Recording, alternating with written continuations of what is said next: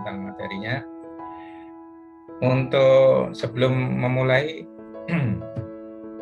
silakan tulis kehadiran di chat ya.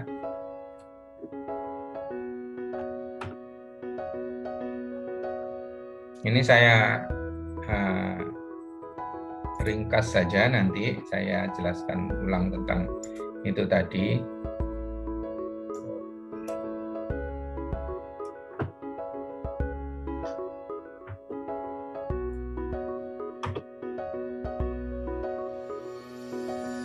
Apakah sudah terlihat di layar? Sudah, Pak. Sudah. Suaranya tidak putus-putus? Tidak. Ya. Baik, ini saya lanjutkan yang tadi aja. Jadi mengenai prinsipnya bahwa saya ringkes saja ya, jadi nggak terlalu panjang. Prinsipnya bahwa perancangan kita ini adalah capital investment. Yang harus Anda perhatikan bahwa Anda baca nanti ya, Anda baca sendiri, atau nanti saya kalau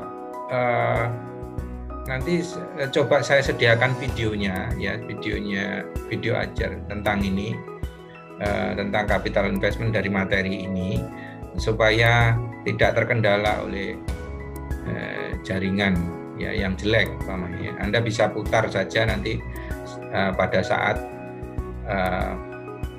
jika jaringannya bagus ya.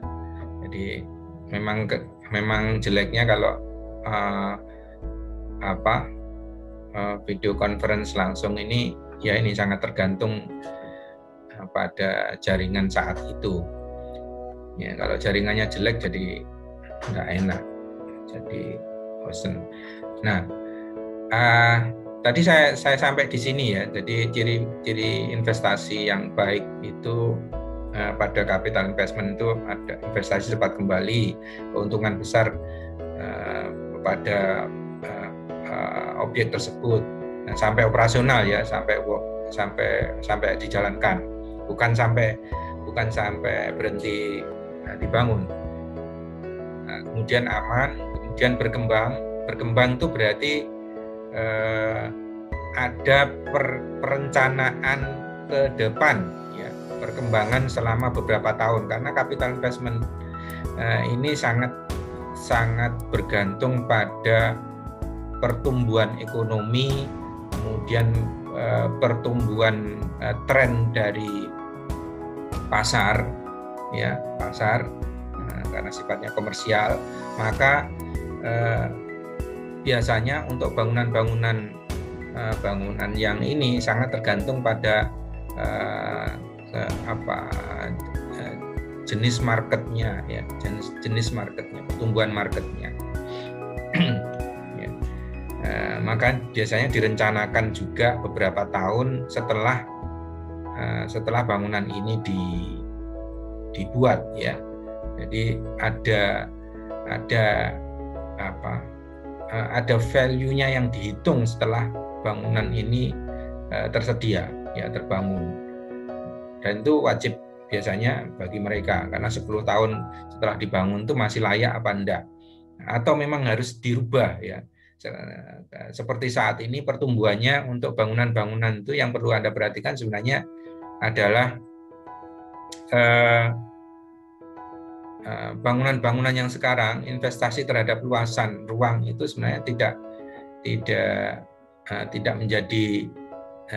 menjadi fokus yang melebihi pada pengembangan infrastruktur teknologi atau digitalisasi ya,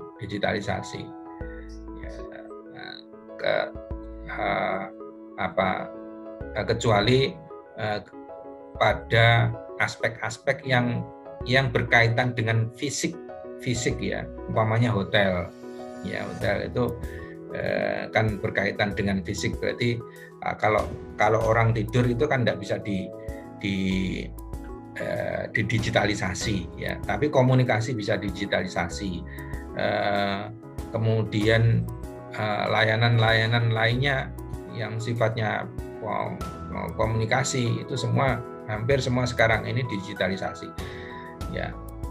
Investasi dalam arsitektur berbentuk properti Ya, berbentuk properti berarti bangunan.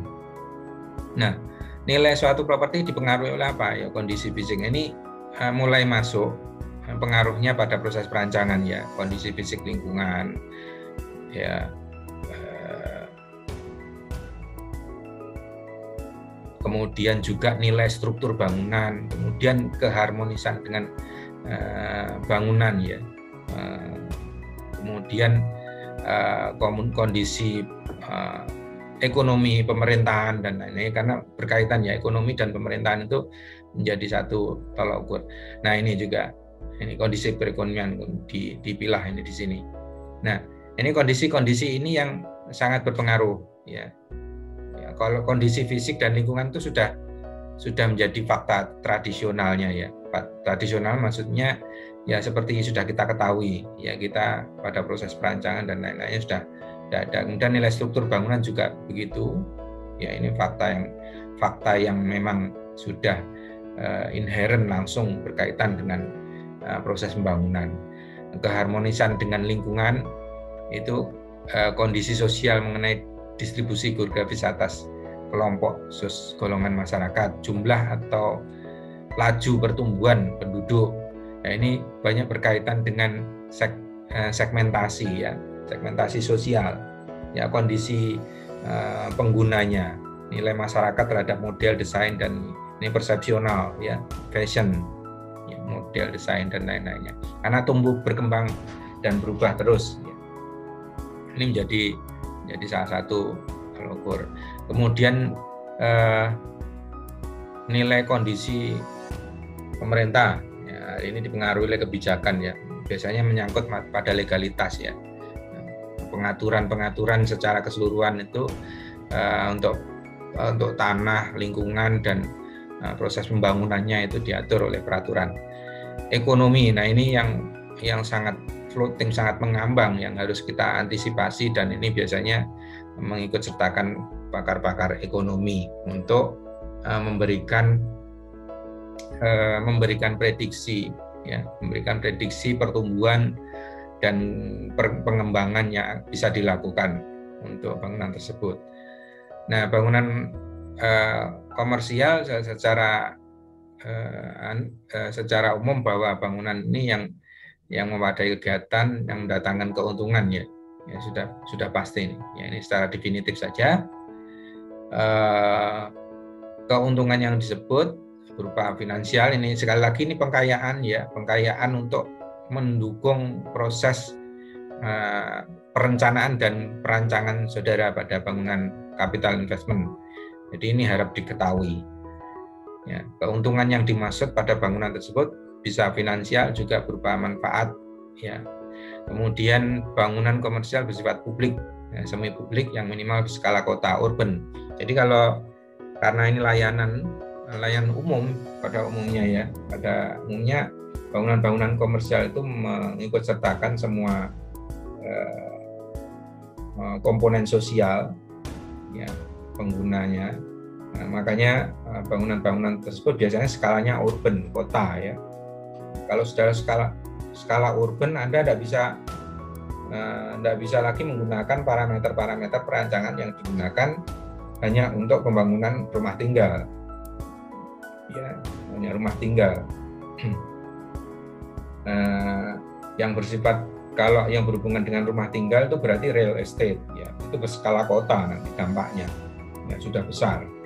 Nah, kalau rumah tinggal yang personal itu tidak berskala urban. Nah, kalau bangunan komersial meskipun satu, ya dia akan berskala urban karena akan sangat mempengaruhi pola kehidupan atau tata ruang ya. Karena yang menggunakan bangunan itu biasanya bisa dari mana-mana, dari seluruh pelosok kota. Jadi makanya skalanya pasti urban. Nah, macam-macam bangunan komersialnya ini ada beberapa ya. Ya, termasuk di sini sudah bisa Anda perhatikan, ada mall, pasar ya, yang mungkin yang sering kita jumpai yang di sekitar lingkungan kita adalah pasar ya. Meskipun skalanya mungkin skala lebih kecil. pertokoan juga umum ya, ruko itu juga masuk dalam ranah pertokoan. Mall pada ranah yang lebih besar. Perniagaan bisnis perkantoran sewa, ya, rukan itu, ruko kantor itu ya, yang umum ya pada istilahnya. Hunian ya apartemen, hotel, resort.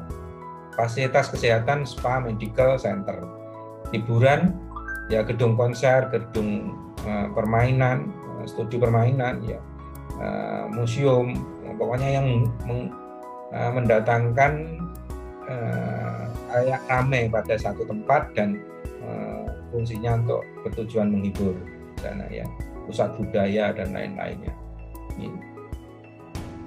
Nah, itu tadi jenis-jenisnya, macam-macamnya.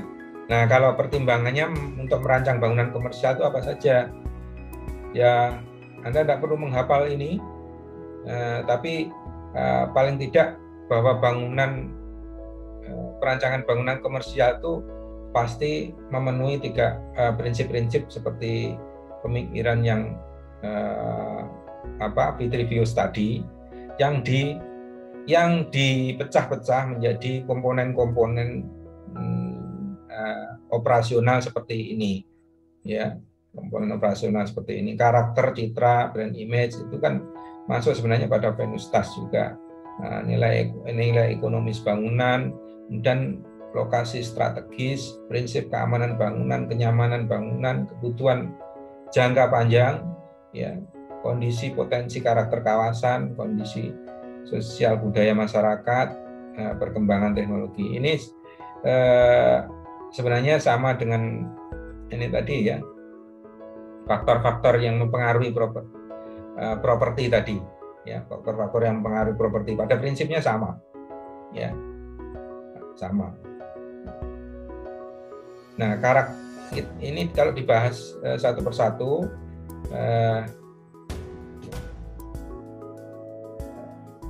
ini di bawah ini dibahas satu persatu ya, satu persatu nanti bisa Anda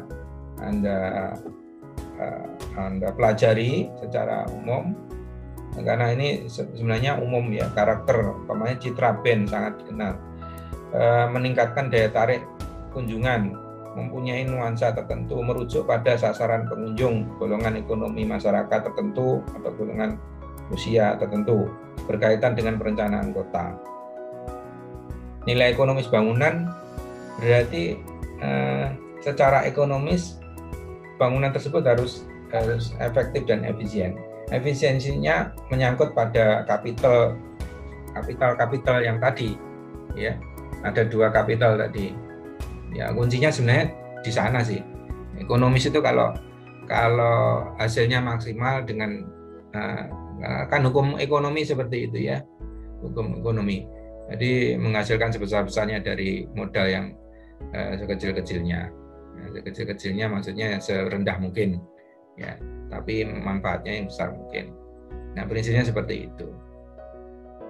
Lokasi ini menjadi salah satu hal penting di awal pembuatan bangunan yang bersifat capital investment. Jadi pemilihan lokasi berdasarkan survei ekonomi. Nah, biasanya untuk bangunan-bangunan komersial itu akan membutuhkan studi kelayakan, ya, studi kelayakan terhadap lahan tersebut. Ya, ada proses panjang yang harus dilakukan untuk menentukan faktor bahwa lahan tersebut layak atau secara ekonomi menguntungkan. Ya, secara ekonomi menguntungkan. Makanya biasanya pembelian lahan-lahan yang bersifat untuk komersial itu biasanya dilakukan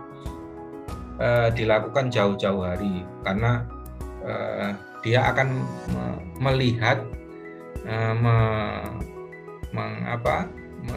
dan menganalisis apakah lahan tersebut sebenarnya mempunyai nilai ekonomis yang cukup tinggi. Nah, biasanya area-area ini oleh pemerintah juga sudah ditentukan ya, area-area yang mempunyai nilai ekonomis tinggi itu sudah areanya ditentukan. Nah, di sana biasanya nanti berkaitan dengan infrastruktur yang disediakan oleh pemerintah.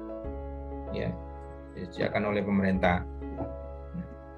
Nah, biasanya sudah ada studi kelayakannya oleh pihak investor, pihak pemiliknya, ya. Nah, berkaitan dengan penentuan lokasi, memberi konsekuensi kemudahan dalam aksesibilitas. Ini maksudnya kisi-kisinya bahwa paling tidak lokasi tersebut mempunyai aksesibilitas pencapaian yang mudah dari segala arah. Ini berkaitan dengan infrastruktur yang disediakan yang berhubungan langsung dengan lokasi tersebut. Ini penting sekali, ya. Kalau bangunan kita mendirikan sebuah mall atau pusat perbelanjaan dengan akses yang sulit dijangkau, ya nanti akan menurunkan nilai working capitalnya, ya, working capitalnya. Orang akan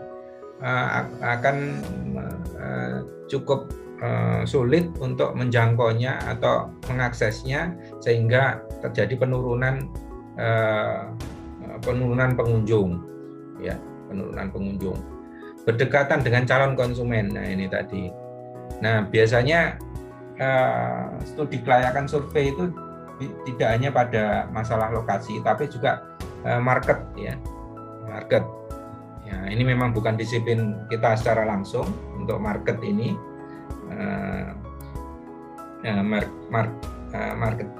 Marketing value-nya seperti apa itu biasanya ada ahli-ahli marketing, ya, untuk di sana.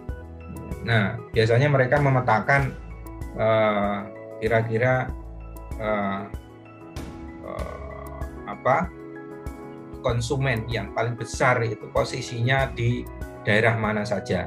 Nah, daerah-daerah ini yang memberikan pertimbangan bahwa lokasi tersebut menjadi faktor yang sangat potensial untuk didirikan sebuah mall atau bangunan komersial. Dekat dengan fasilitas publik yang lain, kantor dan wisata. Nah, ini komplement biasanya, ya, komplement. Jadi saling melengkapi fasilitas publik ini dalam satu area, karena biasanya sudah ditentukan oleh pemerintah aturannya zona-zona untuk bisnis, perkantoran dan tempat-tempat publik lainnya.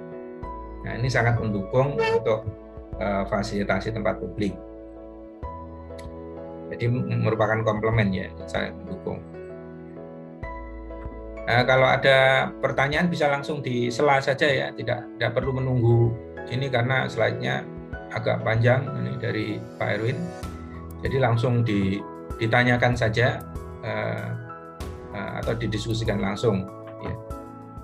Saya lanjutkan bahwa prinsip keamanan ini faktor yang berikutnya selain lokasi adalah prinsip keamanan bangunan.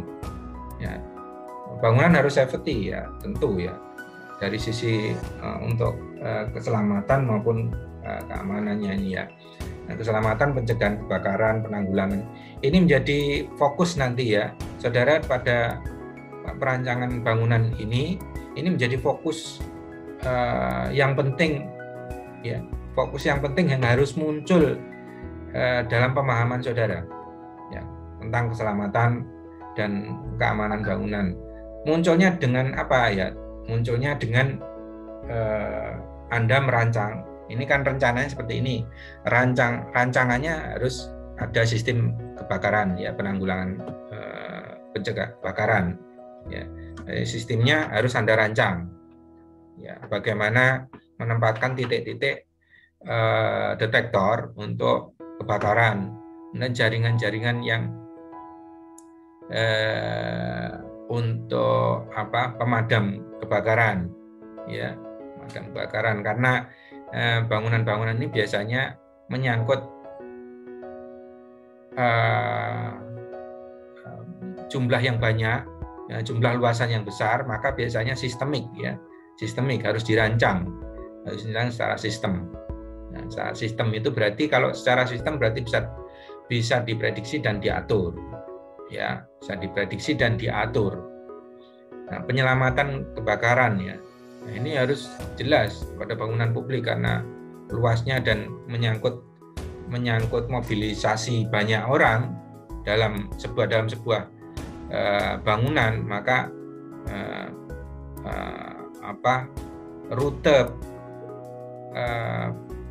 rute keselamatan jika terjadi failure seperti kebakaran ini harus direncanakan dengan baik. Ya, bukan hanya memberikan lubang atau tempat akses untuk orang keluar, tapi bagaimana bahwa akses itu dapat dijangkau dengan mudah dan jelas, clear ya. Karena ketika terjadi bencana seperti itu pasti banyak kepanikan dan kepanikan yang muncul. Ya, kalau kepanikan itu bebarengan pada satu kelompok orang itu bisa membahayakan, bisa saling injak, bisa saling malah bisa saling tidak selamat ya, bisa saling membahayakan pada masing-masing. Keamanan bangunan, alarm sistem, pengawasan personal. Nah, ini semua sekarang ini ya, dengan ini menyangkut teknologi, karena menyangkut teknologi, Anda juga harus ada pengetahuan tentang Internet of Things ya. Ya, semua berbasis internet sekarang ini. Ya, berbasis internet. Jadi untuk pengawasan lantai 1 sampai lantai 20 itu bisa wireless ya. Ya, bisa wireless. Dan itu jauh lebih hemat ya. Dan itu harus Anda pahami dalam era 4.0 sekarang ini, bangunan-bangunan sekarang sudah semakin smart ya, tidak hanya mengandalkan teknologi yang sederhana dengan menggunakan perangkat kabel dan lain-lainnya, bisa jadi sudah diperingkas dengan fasilitas-fasilitas yang wireless ya. Ya, kalau dulu memang banyak mengandalkan jaringan-jaringan, tapi sekarang Anda mungkin tidak hanya merancang bahwa titik-titik tersebut harus dihubungkan dengan kabel yang segebok yang harus dimasukkan dalam shaft itu, tapi bisa jadi yang di shaft itu yang inti saja, yang menyuplai energi saja, ya, yang menyuplai energi. Tapi komunikasi bisa melalui internet atau wireless, ya, tidak menggunakan wire lagi. Nah, hanya menempatkan titik-titik router untuk menghubungkan koneksinya berarti melalui wireless ya. Nah, tidak lagi secara tradisional menggunakan banyak wire ya, banyak wire, karena itu juga akan mempengaruhi investasi dan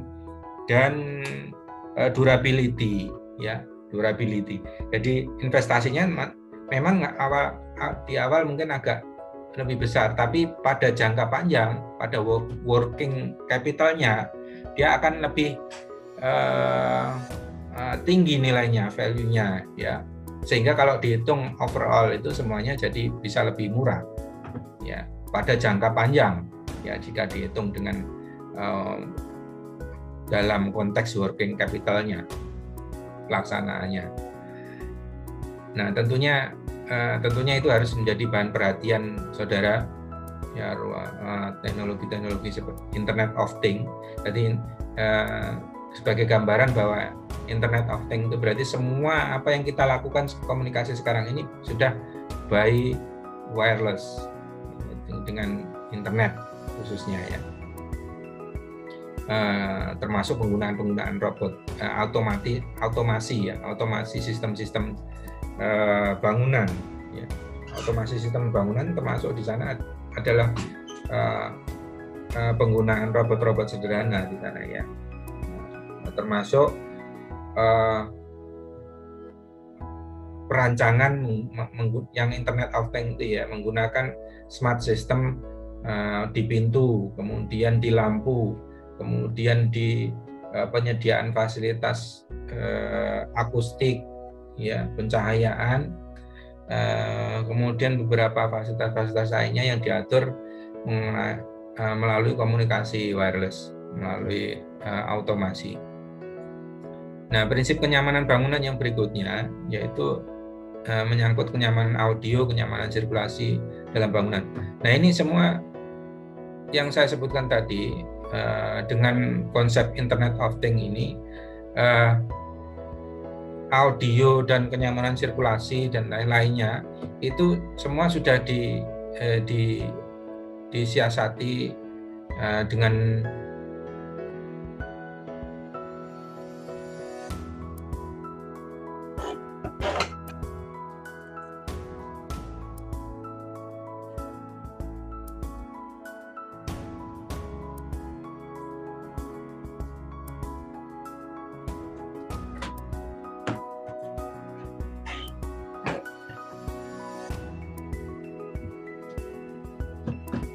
Halo, masih bisa didengar suara saya? Masih, Pak. Ya. Jadi penggunaan teknologi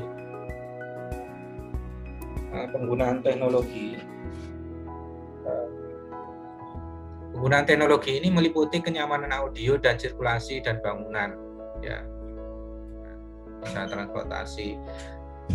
Pada waktu audio khususnya itu sudah bisa menggunakan teknologi yang lebih canggih, ya, sekarang ini yang bisa digunakan, ya, semua berbasis internet. Kemudian sirkulasi juga seperti itu, transportasi semua bisa diatur secara otomasi, ya, otomasi. Penghematan energi pada jam-jam tertentu itu sudah bisa disetting dengan pasti, ya. Jadi jam berapa sampai jam berapa koridor itu akan redup pencahayaannya atau mati pencahayaannya pada daerah-daerah tertentu untuk menghemat energi. Nah, itu konsep ini akan memberikan dampak pada working capital tadi, ya. Working capitalnya itu akan jadi rendah, ya. Jadi rendah kalau sudah operasionalnya jadi rendah, nanti keuntungannya bisa lebih besar, ya, penghematannya lebih banyak, keuntungannya lebih besar. Transportasi vertikal, tangga, eskalator, lift, dan lain-lainnya itu juga bisa diautomasi.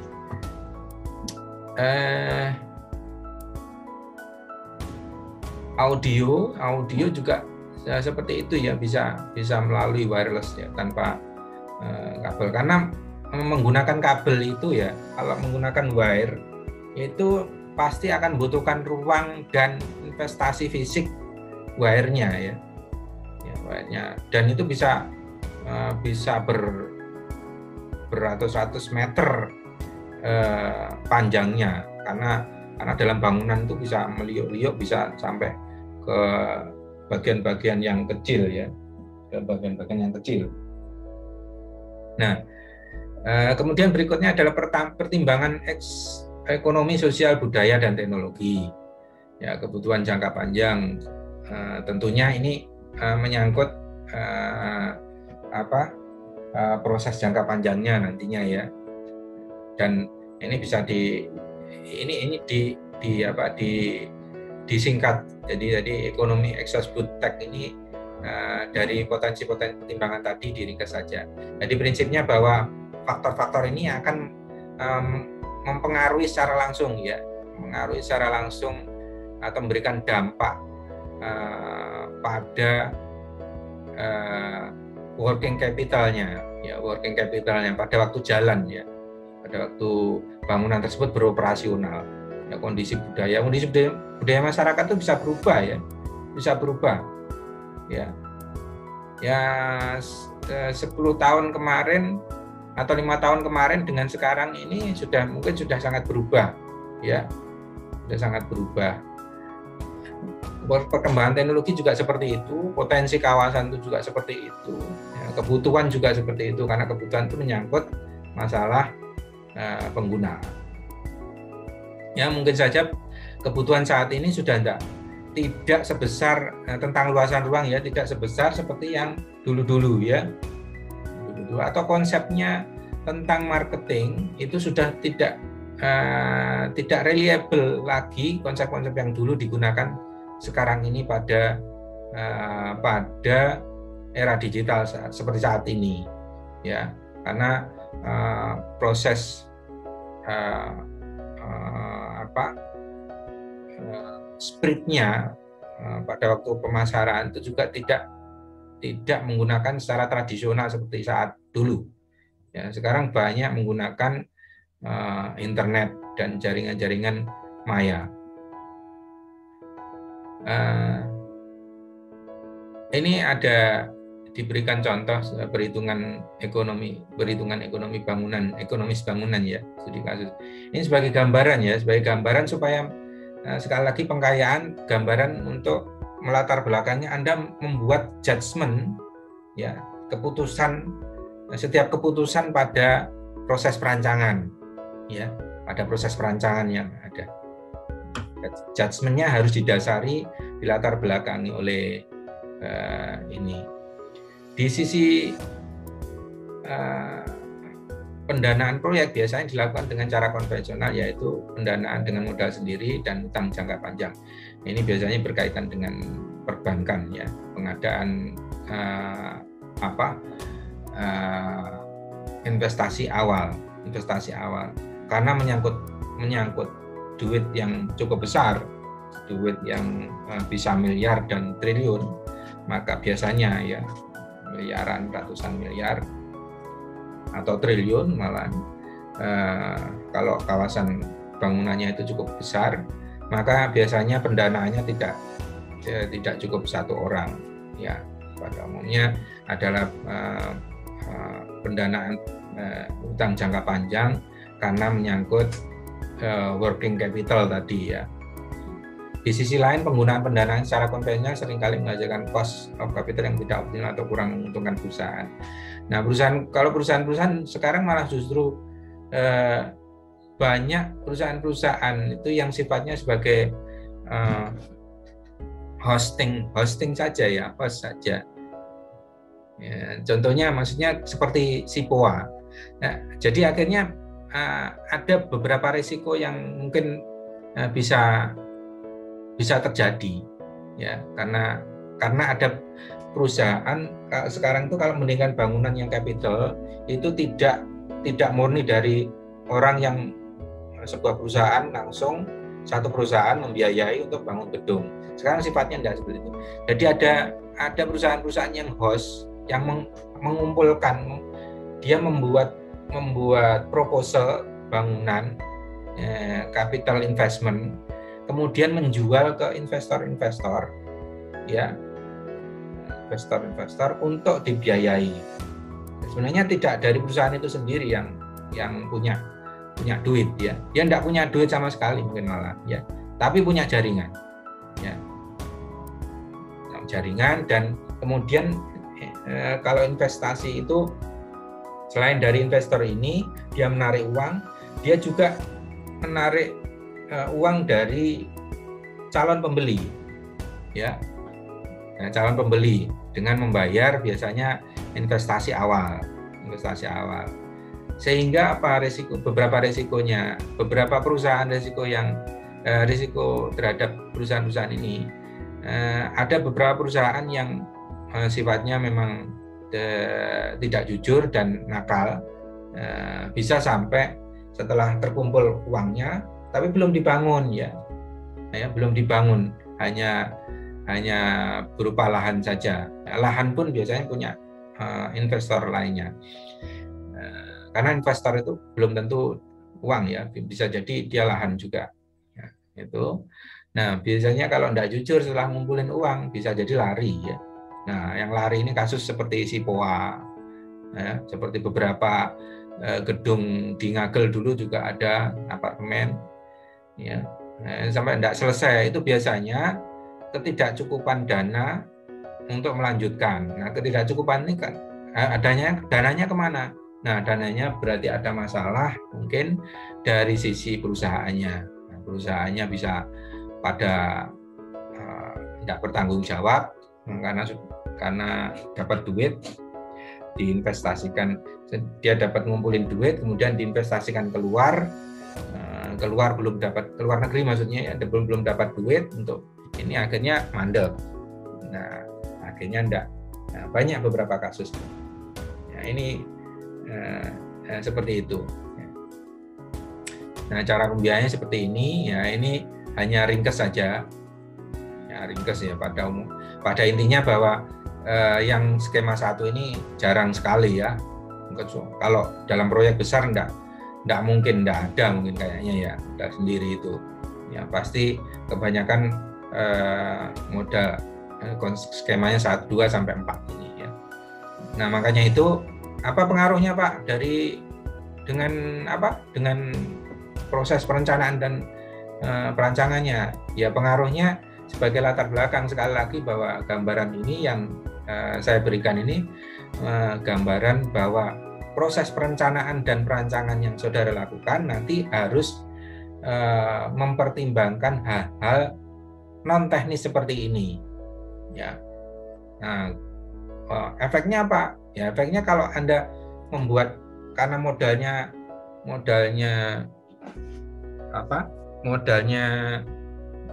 ini juga dari pinjaman, maka efisiensi untuk komersial, untuk pendapatan kapital yang balik, ya, BEP-nya, break even point-nya itu harus dihitung dengan cermat. Usahanya dari arsitek berarti harus merencanakan ruang-ruang ini seefisien mungkin untuk mendapatkan acuannya adalah duit, pemasukan, ya. Jadi acuannya itu ya, karena ini bangunan komersial. Bahkan beberapa masalah kenyamanan dan kenyamanan dan keamanan tuh saking biasanya mencari untung yang sangat besar, akhirnya sampai mengorbankan beberapa itu, dan akhirnya ada beberapa kasus pada bangunan-bangunan tersebut. Ya, saya pikir itu harus diperhatikan, jangan sampai seperti itu. Ya paling tidak bahwa standar itu harus dipenuhi, ya menjadi wajib dilakukan. Nah, fungsi pembiayaannya seperti ini untuk investasi, operasional, maintenance, ya, dan replacement. Ini working capital pada waktu berjalan. Nah, itu ada maintenance, ada replacement, juga operasional. Investasi, biaya konstruksi ini yang fix biasanya, yang harus sudah ada ya. Di semua bisnis ada fixed cost ya, ada fixed cost, fixed capital. Ya, kalau Anda berbisnis jualan makanan aja kan berarti harus ada juga fixed cost-nya, fixed capital-nya ya, fixed capital-nya untuk menyediakan, umpamanya Anda menjual makanan ya, untuk membuat makanan, mengolahnya dan perlu alat dan perlu bahan. Nah, itu fix pasti ya, fix ya. Nah, kalau yang operasional, maintenance dan lain-lainnya itu ketika di bangunan itu dioperasionalkan.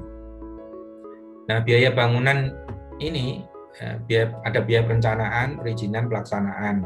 Nah, ini yang secara umum seperti ini ya. Jadi kalau Anda nanti bekerja di beberapa biro-biro konstruksi atau konsultan atau konstruksi, semua ini pasti wajib diketahui. Ya, ada biaya perencanaan, perizinan, ini berarti yang berkaitan dengan izin bangunan ya, pendirian bangunan, ya, izin penggunaan, izin prinsip lahan juga seperti itu. Biaya pelaksanaan, substruktur dan lain-lainnya seperti ini sampai selesai di ini. Kalau yang perencanaan ini sebelum dibangun ya, sebelum dibangun harus dipenuhi survei, AMDAL dan lain-lain. Apakah ini wajib? Wajib ini ya. Survei wajib, AMDAL wajib. Perancangan bangunan wajib, karena untuk dokumen IAB harus itu. Manajemen konstruksi wajib ya, wajib. Kalau tidak di manajemen ini dalam konteks bangunan yang besar tidak mungkin ya, tidak mungkin tercapai ya, harus itu. Nah kemudian biaya pelaksanaan sudah pasti wajib ya. Ini wajib semua kemudian biaya fisik, pembiayaan fisik itu investasi lahan sama dengan harga tanah per meter kali luas yang dibutuhkan. Ini adalah yang kita sebut nilai lahan, ya, nilai lahan. Nilai lahan itu berarti harga tanah per meter persegi dan luas yang dibutuhkan. Jadi per meter hitungannya kalau bangunan-bangunan yang komersial atau wilayah-wilayah yang komersial dalam area komersial itu adalah meter persegi sama dengan uang, ya, uang investasi. Jadi kalau saya punya lahan 100 meter persegi, nilai lahan di sana, nilai tanah itu bisa nilai tanah dari ada beberapa ya, ada karena pajak, nilai tanah yang pajak itu, dan nilai value dari komersial ya, nilai komersialnya. Nilai komersial itu dihitung secara marketing ya, biasanya lebih tinggi, bisa jadi lebih tinggi ya, harga tanah per meter persegi. Biaya bangunan perencanaan maksimal 7%, ini aturannya seperti ini ya. Nah, pelaksanaan minimal segini, pengawasan segini, pengolahan proyek maksimal ini. Biaya perizinan terkadang masuk biaya pelaksanaan, ya, masuk pelaksanaan pada waktu dilaksanakan bangunan setelah selesai, ya bisa jadi seperti itu, atau berjalan pada waktu berjalan. Nah ini informasi yang dihimpun Pak Erwin Surabaya ini sekitar ini, mungkin sekarang sudah naik ya, dan wilayah-wilayah tertentu bisa jadi jauh lebih tinggi ya. Ini hanya acuan saja bahwa bangunan komersial itu meter perseginya sudah pasti nilainya jutaan, bisa sampai 10 juta atau 15 juta ya. Jadi per meter persegi Anda kalau tahu bahwa nilai lahan itu akan naik ketika infrastruktur itu dipenuhi ya. Jadi lahan itu akan naik kalau dekat dengan infrastruktur jalan ya. Semakin infrastruktur jalan itu mudah dan besar aksesibilitasnya itu berarti bisa diakses kendaraan kecil sampai besar ya, kendaraan kecil sampai besar, maka dia akan nilainya akan jauh lebih tinggi. Anda bisa perhatikan nilai lahan di daerah Mer itu ya, sekarang bisa 5 juta lebih ya, 5 juta lebih di sana lebih. Nah, apalagi kalau sudah direncanakan untuk bangunan-bangunan komersial, pasti sekarang di sana dan sekitarnya di Mer itu sudah naik cukup tinggi ya, cukup tinggi. Nah ini rumusnya bisa Anda pelajari sendiri, paling tidak ini perhitungan lantai ke N dan harga dasar bangunannya. Perhitungan ini kalau nanti Anda masuk ke ranah properti ya, perusahaan-perusahaan properti itu nanti biasanya penting ya memahami. Nah contoh perhitungan tor bangunan apartemen ekspatriat Surabaya, ini perhitungannya seperti ini.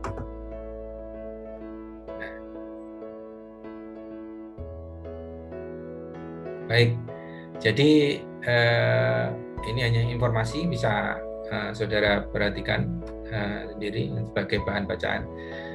Baik, itu yang saya berikan. Apakah ada yang perlu ditanyakan dari presentasi ini tadi? Monggo silahkan kalau ada yang ditanyakan. nanti sebelum saya memberikan informasi yang lainnya mengenai pembelajaran khususnya di kelas C ini, di kelas C ya. Ada yang ditanyakan? Silakan.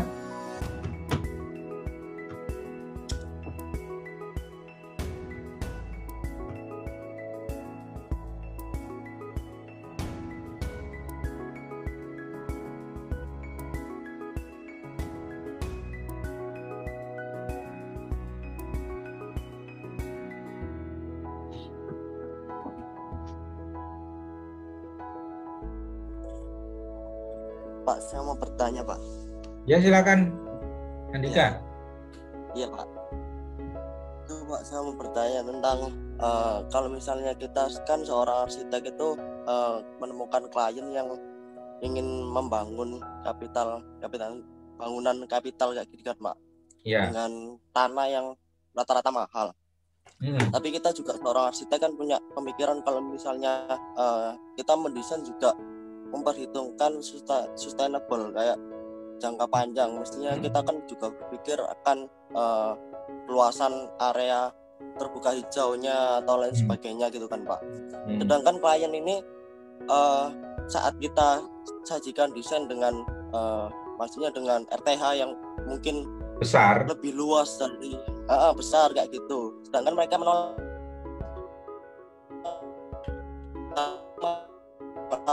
bangun ini hanya untuk diperuntukkan untuk ruang terbuka hijau saja, nanti berkurang untungannya. Itu seperti apa, Pak? Kita sebagai seorang arsitek, kita harus idealis kah atau kita harus mengikuti terus klien, sedangkan kita juga terbentur dengan desain kita kayak gitu, Pak?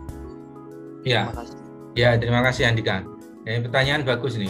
Jadi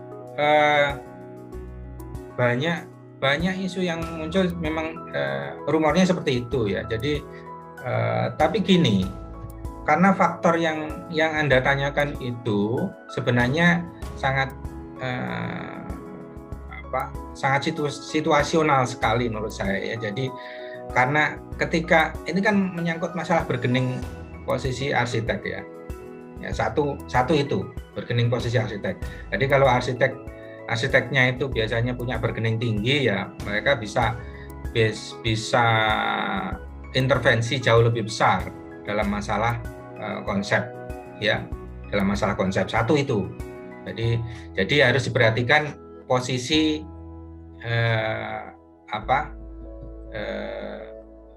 posisi dari arsitek tersebut ya, posisi dari arsitek. Jadi kalau apakah arsiteknya punya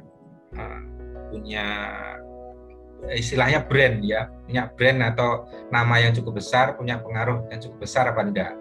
Kalau belum punya nama ya kita enggak kalau memang mau perusahaan kita mau sustainable juga, namanya perusahaan konsultan kita, ya kita harus mengatur diri ya, mengatur diri. Jadi mengatur diri. Karena bagaimanapun nanti pasti sudah ada aturan ya. Dari pemerintah itu biasanya sudah ada aturan. Ruang terbuka hijau minimal segini. Ya paling tidak biasanya diusahakan adalah kalau dari sisi pengusaha biasanya kalau pengusahanya itu istilahnya komersial sekali, biasanya ya dia pakai standar minimal itu ya. Ini pakai standar minimal. Tapi paling tidak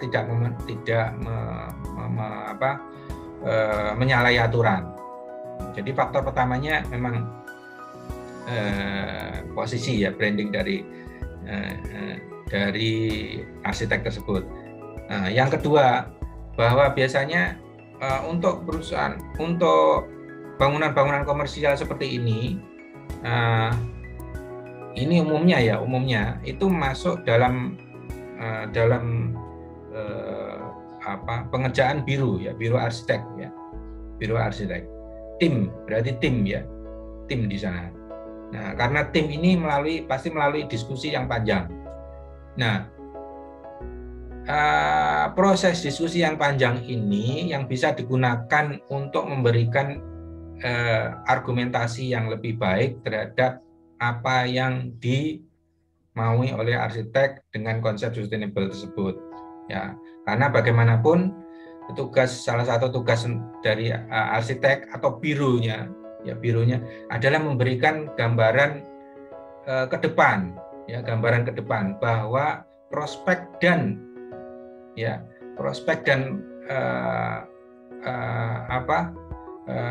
kondisi ke depan dari peraturan, dari sisi marketing, dari sisi ini secara sosial dan lain-lain, dampaknya itu akan berpengaruh pada performa dari bangunan ini ke depan. Harus memberi gambaran seperti itu. Ya, hasilnya bagaimana ya? Apakah itu pasti nurut? Yang enggak juga ya. Ya, paling tidak bahwa itu harus dilakukan. Ya. Faktornya komplement dengan brand dari arsitek tersebut ya. Jadi kalau Anda ikut arsitek yang punya nama cukup besar, dia pasti bisa mengintervensi untuk memberikan dampak yang cukup besar di sana. Karena beberapa biro arsitek itu juga ada yang militan seperti itu. Dia tidak mau terima proyek kalau jadi ada segmentasinya ya, seperti teman arsitek yang Putu Mahendra, itu kebetulan teman Pak Heru yang sudah berkecimpung di hotel, resort di Asia. Nah, orangnya keras kepala memang. Jadi dia punya pengaruh besar terhadap bironya, punya pengaruh besar untuk memilih proyek apa saja yang layak untuk ditangani. Ya, proyek yang layak untuk ditangani. Kalau yang tidak layak, tidak sesuai dengan prinsipnya yang dia tangani, ya dia tidak akan mau. Ya. Nah, proses ini tadi yang saya bilang bahwa kemungkinan nilai dari branding dari arsitek atau biro itu sangat berpengaruh pada proses ini. Dan yang ketiga, ya selain itu ada proses bergening pada yang kedua tadi. Yang ketiga ada peraturan yang harus dipatuhi, ya.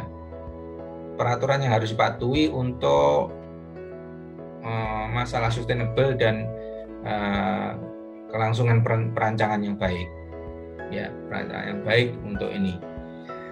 Nah, gambaran peraturan-peraturan itu memang beberapa sudah disusun. Bahkan untuk tampilan pun penggunaan. Halo, masih bisa dengar saya? Masih Pak, masih bisa. Ya, beberapa peraturan pun sudah mengakomodasi jumlah penggunaan material yang reflektif. Ya, ada peraturan-peraturan yang sudah menyentuh ke sana. Itu sudah ada beberapa peraturan yang sudah muncul di Indonesia ya. Kalau yang di luar negeri mungkin sudah cukup banyak dan itu sudah disepakati dan antara konsultan dan ini ya, mereka sudah cukup. Nah, ini faktor-faktor ini yang bisa Anda perhatikan. Nah, apakah Anda harus ngengkel mempertahankan desain itu pada kondisi idealnya atau enggak, ya idealnya atau enggak.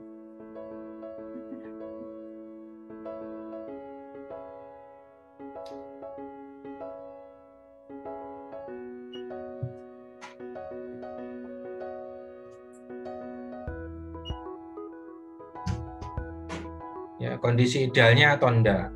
Jadi Anda perhatikan kondisi-kondisi tersebut ya. Jadi enggak semata-mata kita harus hanya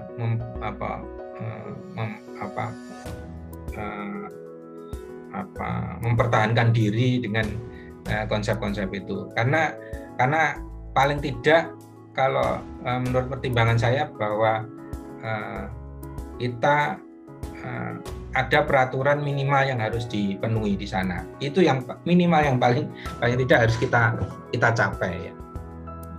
Saya kira jawaban saya seperti itu, Andika. Jadi boleh ya, tapi lihat kondisi. Paham Pak, terima kasih Pak. Ya, terima kasih. Ada lagi yang mau ditanyakan yang lainnya? Ini sebenarnya cukup menarik ya untuk bangunan-bangunan gini, karena nanti ada beban sendiri ya ketika merancang bangunan ini antara komersialisasi dan kebutuhan ideal. Nah ini yang jadi biasanya jadi jadi rumit ya. Dan kalau Anda tidak teliti atau tidak waspada untuk itu, akan terjadi perdebatan yang tidak berguna sebenarnya nantinya ya. Terdapat perdebatan dalam melakukan judgement atau memberikan keputusan perancangan ya, keputusan perancangan. Ini harus ideal seperti ini atau enggak.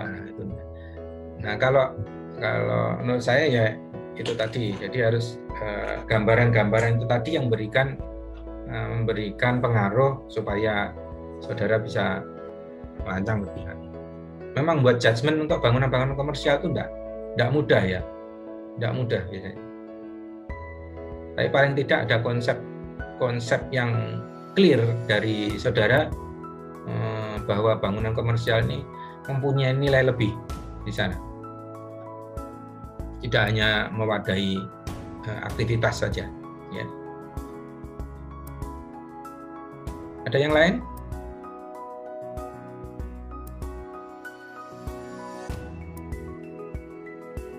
Silakan. Kalau ada yang ditanyakan.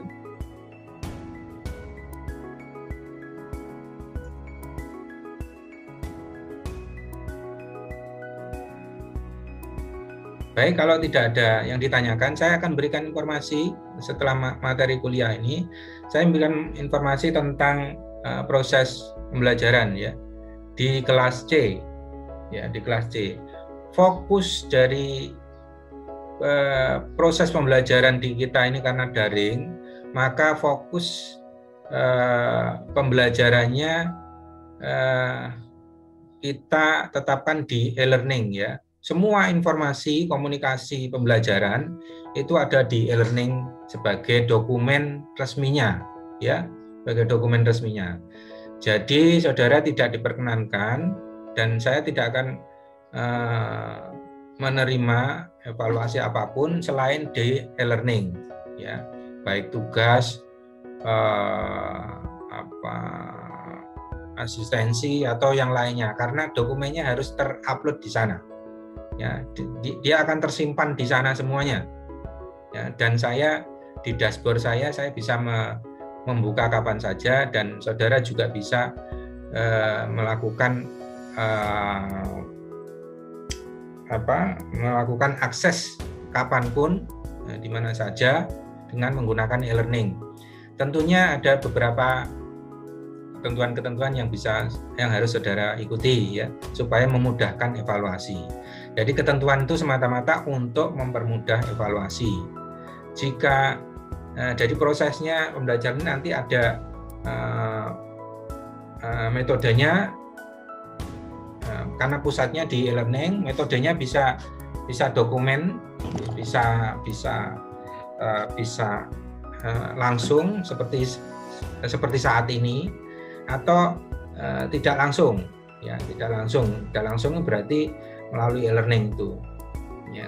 Komunikasinya ya, dari sisi komunikasinya bisa langsung, bisa tidak langsung ya. Meskipun sebenarnya di e-learning kita itu juga real time ya, kapan Anda masukkan kata ya jam itu direkam.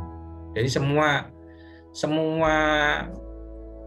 aktivitas yang saudara lakukan di e-learning itu semua terekam di dashboard Pak Heru ya, di dashboard saya, di dashboard dosen itu di komputer saya itu terekam semua. Mulai Anda mengakses, pokoknya masuk di akun e-learningnya ya, akun di kelas itu. Kalau Anda mengakses tugas, mendownload dokumen, kemudian melihat dokumen, mengakses tautan, kemudian mengakses video yang mungkin saya berikan, itu semua terekam. Ya, kemudian Anda mengirim tugas itu juga terekam sampai jam dan detik dan menitnya, ya, menitnya semua terekam di sana. Jadi ketika Anda tidak mengakses sama sekali, itu di dashboard saya di log activity-nya itu tidak juga akan muncul sesuai dengan yang saudara lakukan. Kalau Anda tidak mengakses, berarti di sana di dashboard saya yang muncul adalah Anda tidak mengakses selama umpamanya sudah 24 jam tidak mengakses sama sekali. Berarti itu sudah, atau 2 hari sudah tidak mengakses sama sekali, itu tercatat semua ya. Ketika Anda mengakses itu akan dicatat langsung. Jadi kapanpun ya, real time itu ada log activity-nya. Jadi saya sarankan pusatkan proses pembelajaran ini dengan memanfaatkan sebaik-baiknya e-learning tersebut. Saya memberikan fasilitasi berupa dokumen nantinya, ya, dokumen, video, kemudian kanal-kanal tugas atau kanal-kanal tautan yang saya rekomendasikan untuk saudara untuk dilihat, ya, sebagai rujukan. Dan untuk tugas dan bimbingan sudah saya sediakan kanal tautannya, nanti tinggal masukkan ke sana bimbingannya. Kenapa kok harus dimasukkan begitu? Karena saya juga membimbing beberapa kelas lainnya dalam bentuk studio, juga tugas akhir dan lain-lainnya. Jadi saya harus mengatur waktunya ini, dan saya berikan waktu untuk pengiriman itu biasanya Senin sampai Kamis, biasanya seperti itu ya, sampai Kamis. Nanti Jumat itu sudah banyak yang lainnya juga ya. Jadi Jumat nanti biasanya saya evaluasi, kemudian langsung saya jawab di sana. Ya, saya jawab di sana. Nah, nanti jika ada perkembangan metode lainnya yang bisa langsung dilakukan, itu akan saya share dan akan saya berikan informasinya ke saudara. Untuk e-learning, saudara harus daftar masuk ke kelasnya e-learning. Di sana sudah bisa diakses PA6. Nah, dari e-learning nanti kita komunikasi lebih lanjut. Jadi itu untuk proses pembelajarannya. Untuk kelas C seperti itu. Ada yang ditanyakan mengenai ini?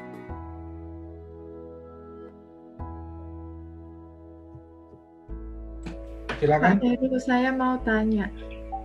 Dari siapa ini? Istri. Ya. Iya. Untuk bimbingannya itu berarti kita nggak usah ngirim file utuh gitu ya Pak. Jadi cuman berisi potongan-potongan yang mau kita tanyakan ke Pak Heru gitu aja ya. Ya, jadi gini, pertanyaannya bagus dari Isti. Jadi lebih baik kita tidak berpatokan pada ngirim gambar utuh apa enggak, tapi bahwa gambar itu mewakili apa yang ditanyakan gitu ya, apa yang ditanyakan. Jadi memang kalau memang menanyakan sebuah ruang lingkup yang kecil, jangan pakai gambar yang besar gitu ya, harus dipotong kecil.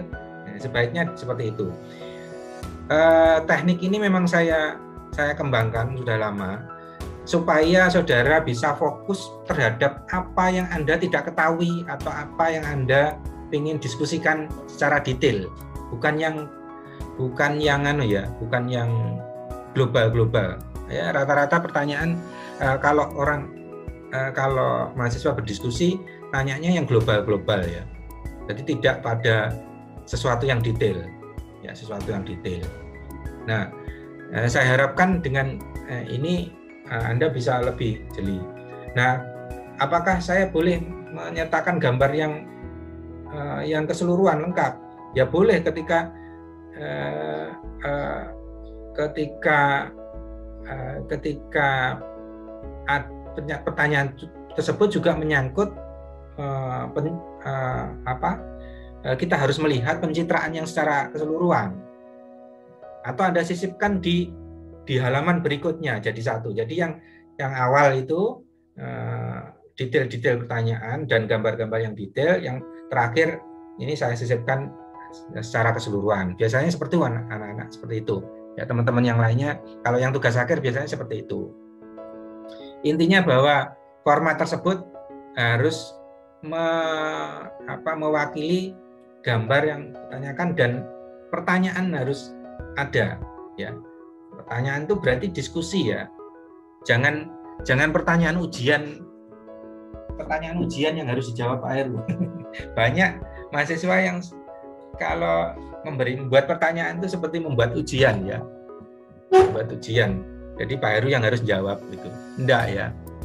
Karena pertanyaan ini yang saya maksud adalah bahwa Anda sebenarnya sudah mengerjakan sesuatu, ya, karena ini sifatnya bimbingan, mengerjakan sesuatu, tapi Anda butuh berdiskusi tentang sebuah terminologi tertentu yang Anda tidak pahami di sana. Tapi jangan menanyakan, Pak, definisi dari ini sebenarnya apa? Tidak perlu, ya, itu bisa Anda cari sendiri. Apa yang bisa Anda cari sendiri dulu, ya, cari sendiri. Ya, jangan tapi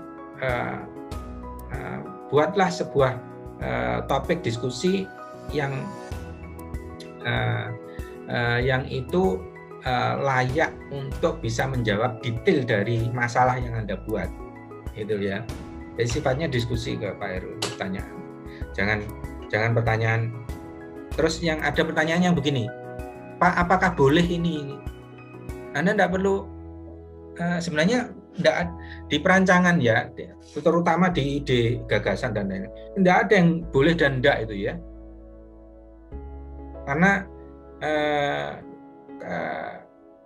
ketika yang boleh dan tidak itu hanya masalah peraturan saja nanti, ya, hanya masalah peraturan biasanya di sana, ya, peraturan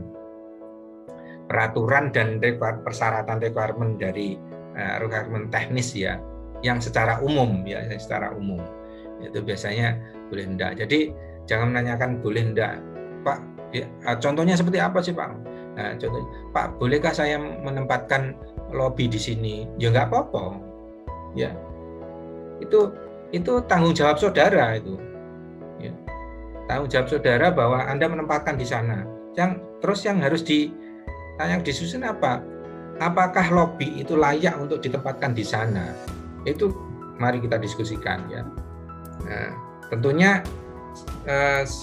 biasanya pertanyaan yang baik itu Anda sudah memberikan latar belakang yang Anda kerjakan atau selesaikan, itu seperti itu, ya. Nanti bawa teknik ini untuk tugas akhir, ya, atau perancangan selanjutnya, ya, perancangan selanjutnya. Saya yakin bahwa itu akan jauh meningkatkan kognitif Anda, ya, kemampuan Anda untuk berpikir analitik, ya.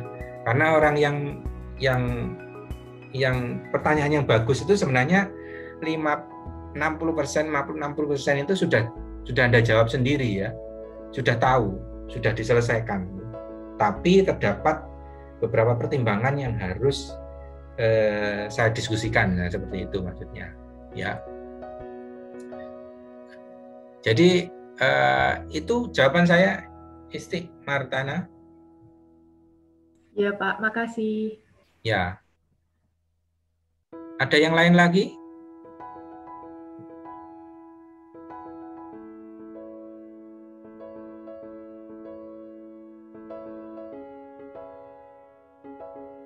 Untuk kanalnya pembimbingan sudah saya buka, ya. Jadi perhatikan kalau yang sifatnya mengirim itu biasanya ada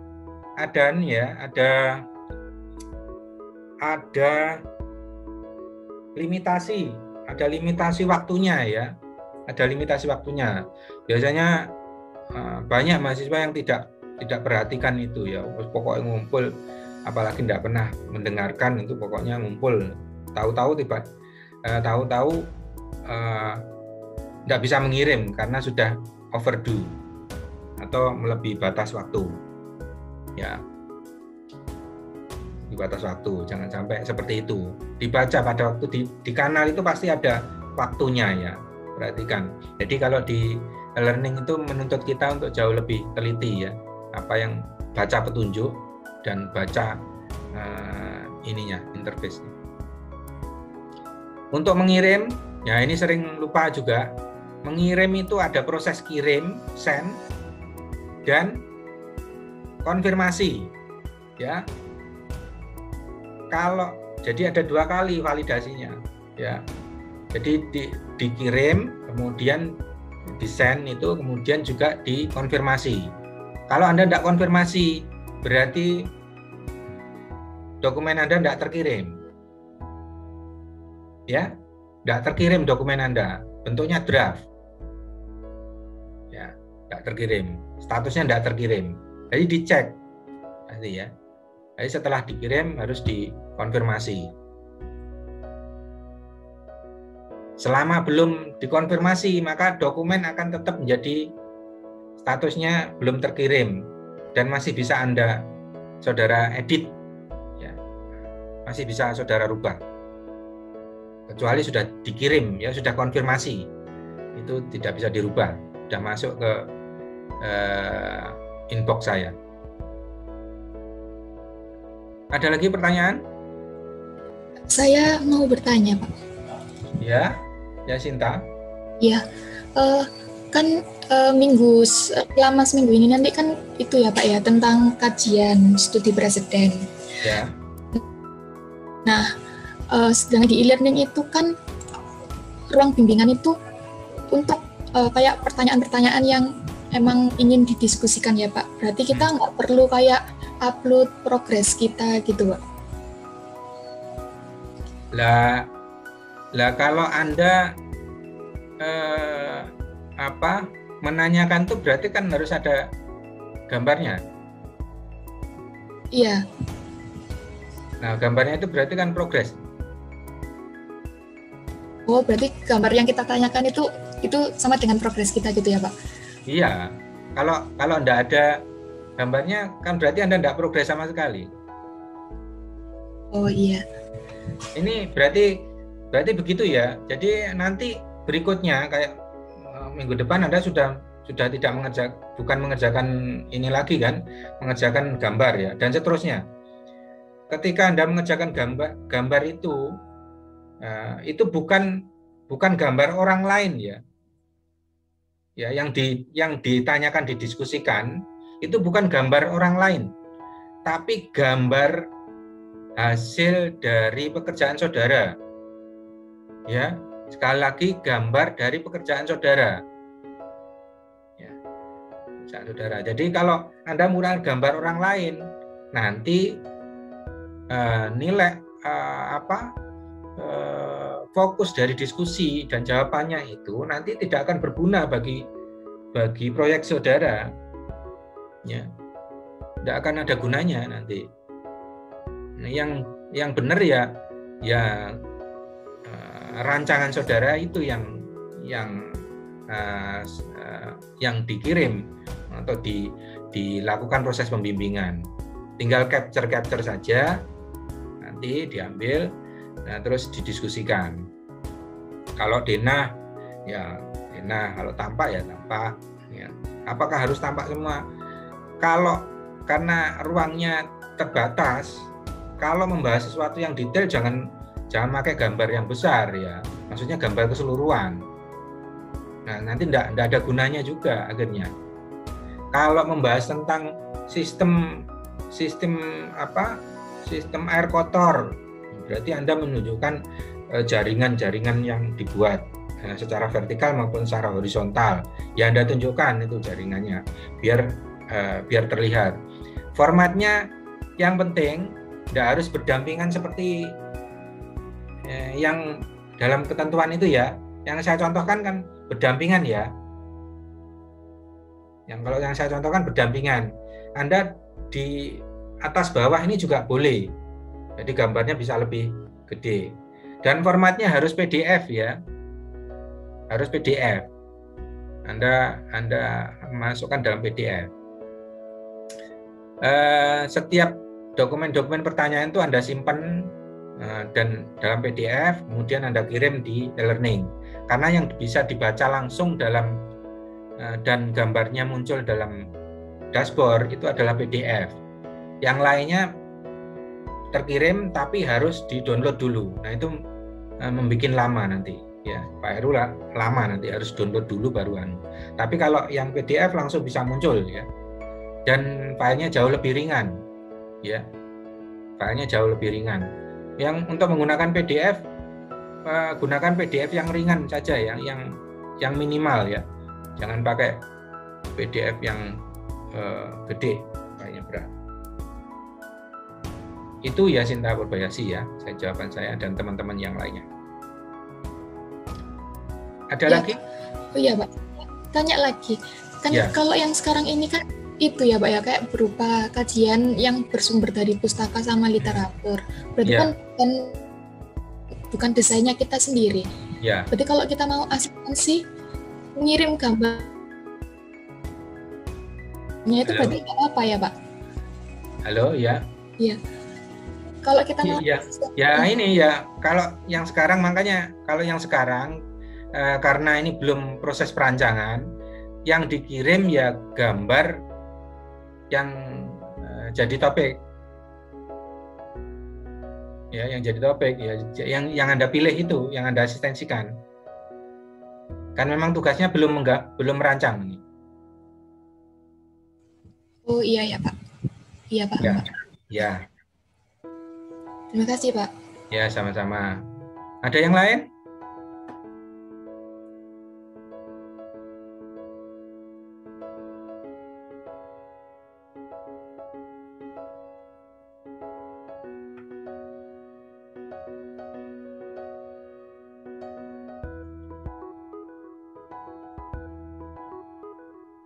Untuk rujukan nanti juga ada ada beberapa webpage atau situs yang bisa Anda akses di punya saya, punya Pak Heru, nanti saya berikan di e-learning juga. Jadi di sana banyak membahas tentang konsep arsitektur dan juga sains arsitektur ya, pengkayaan tentang sains arsitektur. Jadi bisa menjadi bahan pengkayaan atau refreshing ya, refreshing tentang keilmuan arsitektur. Jadi rancangan saudara nanti bisa lebih bagus, lebih baik. Ada lagi pertanyaan? Saya Pak mau bertanya lagi Pak. Ya, Andika. Ya Pak, ini kan yang sistemnya seperti ini barusan ya Pak ya, kayaknya saya barusan mengerti kalau misalnya harus ada pertanyaan. Sedangkan yang awal-awal seperti ini kan lebih kayak studi presiden itu kan analisa pribadi, jadi lebih ke personal sekali gitu kan Pak. Sedangkan kalau awal-awal seperti ini saya masih bingung Pak untuk tanya itu seperti apa. Mungkin makanya yang tadi itu saya mengirimnya itu secara keseluruhan apa yang telah saya kerjakan. Mungkin apakah ini itu udah lengkap analisa saya atau tidak, itu boleh tak Pak tanyanya seperti itu. Soalnya apa ya Pak, kalau misalnya detailnya itu juga masih belum mengarah ke situ kan, belum merancang gitu Pak. Apakah boleh seperti itu Pak atau gimana? Ya, terima kasih Andika. Jadi gini, untuk kenapa kok fokusnya begini, setiap bimbingan Pak Heru itu biasanya memang saya biasakan untuk memahami apa yang kita lakukan dan kita tidak mengerti sendiri. Karena kebanyakan bahwa mahasiswa itu menanyakan secara global dan sifatnya itu kualitatif dan lingkupnya cukup jawabannya cukup subjektif nantinya. Ya, itu yang saya hindari. Makanya ketika di kelas Pak Heru itu saya biasakan coba kenalilah dirimu sendiri ya. Aku sih nggak ngerti saja nih opo sih ya. Saya nggak ngerti itu apa sebenarnya ya. Jadi itu khususnya berlaku untuk perancangan ya, karena banyak yang mahasiswa hanya nyetor gambar tok, habis itu Pak gimana Pak rancangan saya. Nah itu kan pertanyaan yang sangat rumit ya, pertanyaan yang sangat rumit. Konteksnya harus dipersempit dulu. Apa yang menjadi bahan ketidakmengertian dan ketidakpahaman itu apa? Itu yang harus dipersempit di sana. Nah seperti di studi preseden ini itu juga mungkin agak sedikit berbeda, tapi prinsipnya sebenarnya hampir sama saja. Karena objeknya cuman yang merancang bukan saudara, tapi kalau yang objek nanti perancangan itu yang merancang saudara sendiri. Tapi kalau ini yang merancang bukan saudara sendiri. Nah di sana pertanyaan itu harus bisa men-trigger diskusi bahwa analisis yang Anda lakukan itu sebenarnya apakah layak untuk diterapkan pada bangunan tersebut. Kan di sana Anda membuat narasi juga kan ya, membuat narasi, biasanya studi preseden itu membuat narasi dan lain-lainnya. Dan sebaiknya ada beberapa topik yang mungkin umpamanya saya yang membuat ini, aku kok masih ragu tentang ini ya, masuk foyer lobbynya ini menurut saya sebenarnya tidak terlalu bagus. Akan saya kritik dengan gini-gini. Nah, itu bisa Anda caption sebenarnya ke saya untuk dijadikan sebuah topik pertanyaan. Ya. Jadi topik pertanyaan. Jadi enggak semua bangunan itu bagus semua ya. Biasanya kan isinya api-api tok ya. Ini bagus. Enggak ya. Enggak. Anda harus kritis terhadap studi preseden tersebut. Ya. Enggak semua studi preseden itu juga sesuai dengan tujuan kita untuk mendapatkan sesuatu. Ya. Enggak semua studi preseden seperti itu. Ada beberapa pasti yang Nah, itu yang pengen saya bahwa saudara kritis terhadap diri saudara sendiri, bahwa ketika saya menganalisis sesuatu itu juga ada sebuah keraguan yang harus saya munculkan di sana dan harus saya diskusikan. Itu di perancangan nanti juga seperti itu ya. Jadi kalau di studi preseden ini mungkin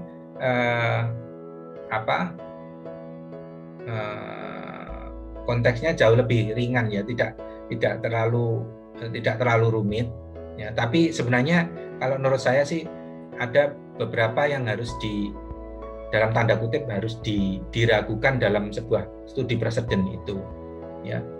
Ada beberapa masalah, ada beberapa konteks rancangan, ada beberapa terminologi atau beberapa hasil rancangan yang perlu Anda ragukan.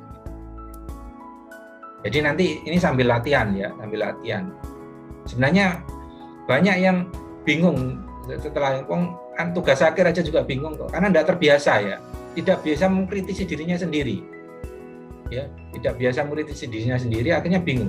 Aku saja nih, apa ya sing tak tekok nih. Nah kalau tidak ada yang ditanyakan tuh konsep dasar dari pembimbingan itu sebenarnya rendah, ya, rendah, karena kan tidak ada masalah, seolah-olah Anda ya wis ngerti lah, ya, sudah paham. Kalau sudah paham ya nggak perlu sebenarnya bimbingan. Jadi perlu ada beberapa kisi-kisi paling tidak ya, kisi-kisi yang harus Anda bangkitkan dari jiwa kritis atau pikiran kritis saudara. Saya kira itu untuk pemahaman awalnya Andika ya. Nanti sambil jalan enggak apa-apa. Baik Pak, terima kasih sudah paham. Itu Pak, saya mau tanya lagi.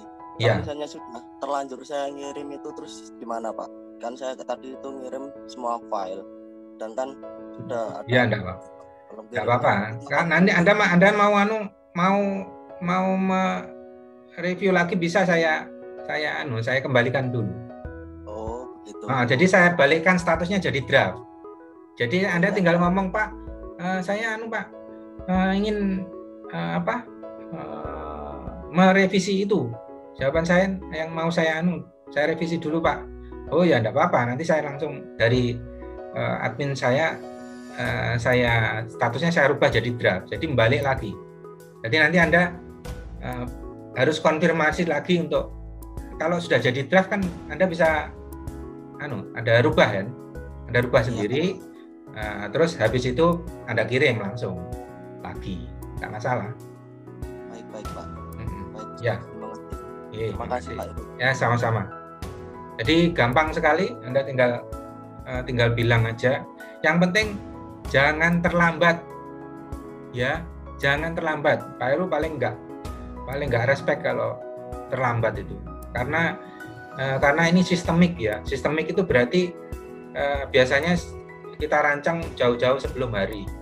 Ya, Anda bisa baca overdue-nya kapan, mulainya kapan. Ada yang nanya biasanya, loh Pak, saya tidak bisa ngirim nih. Nah, ternyata memang belum waktunya. Ya. Umpamanya waktunya nanti, padahal di situ sudah biasanya ada tulisannya, waktunya jam 10 sampai jam 12 pengiriman. Nah, Anda ngirim jam 11, tidak bisa Pak. Ya itu makanya dibaca dulu, harus teliti. Ini ada semua karena sistemik melalui sistem, jadi semua diatur ya, semua ada ininya, ketentuannya. Baik, ada lagi pertanyaan yang bisa saya jawab?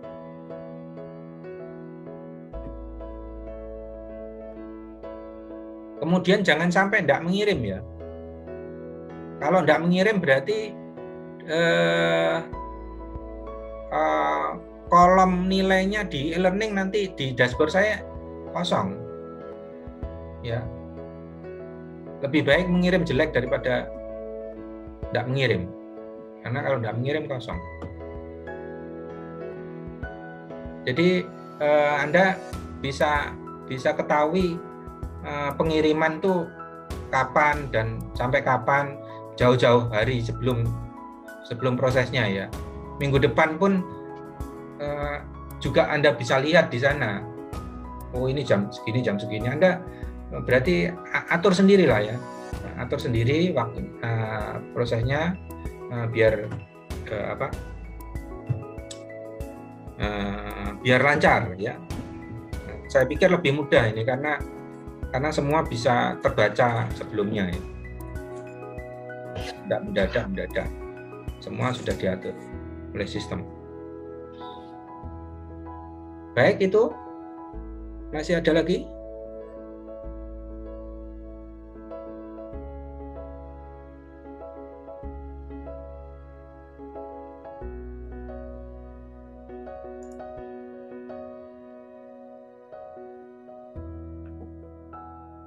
Enggak ada ya? Kalau tidak ada, saya akhiri dulu ya. Silakan Anda bekerja. Kalau ada yang berupa hanya pertanyaan informasi, pertanyaan yang menyangkut mekanisme dan lain-lainnya, boleh ditanyakan di grup WA ya. Tapi kalau yang berkaitan dengan mekanisme pembelajarannya semua di e-learning ya. Jadi tidak perlu mewapri WA pribadi Pak Heru, ikuti saja di e-learning. Jadi semua dokumen terekam di sana semua. Tidak akan hilang ya, tidak akan hilang. Jadi ketika Anda sudah kirim langsung tersimpan di server. Jadi aman. Jadi kalau ada tidak akan terjadi perselisihan. Saya sudah ngumpul dan saya sudah ngumpul kok tidak begitu ya. Jadi karena ketika Anda sudah confirm berarti sudah masuk ya di sana. Kalau tidak masuk pasti Pak Heru protes berarti kan ya, nanya. Baik, itu. Kalau tidak ada pertanyaan boleh saya akhiri ya. Iya Pak. Iya Pak. Ya, terima kasih waktunya. Saya boleh minta screenshotnya ya.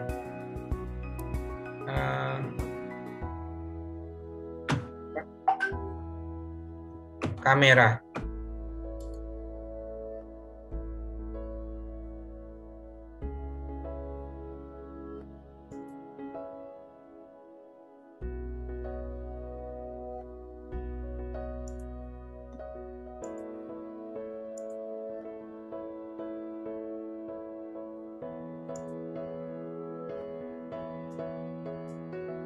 Coba kameranya diaktifin sebentar, biar saya bisa screenshot, karena Pak Heru harus laporan juga ya.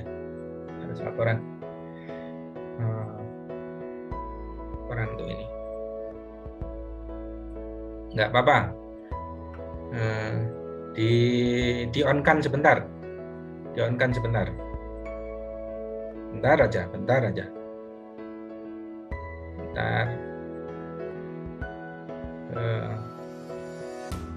Aurelio Salsadila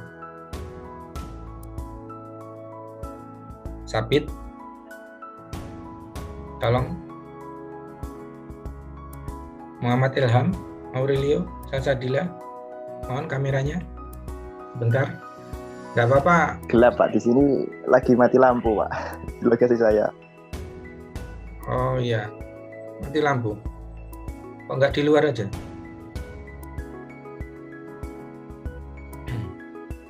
Baik, ini saya capture. Sebentar ya. Saya capture 1, 2, 3. Ya. Terima kasih, selamat siang.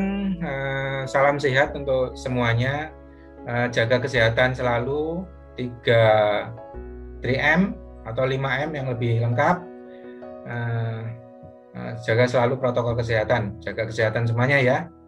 Terima kasih. Assalamualaikum warahmatullahi wabarakatuh. Waalaikumsalam. Waalaikumsalam warahmatullahi. Sudah nulis semua ya? Sudah nulis di chat ya? Absen? Sudah, Pak. Ya, terima kasih. Sudah. Ya. Terima kasih Pak. Ya, sama-sama.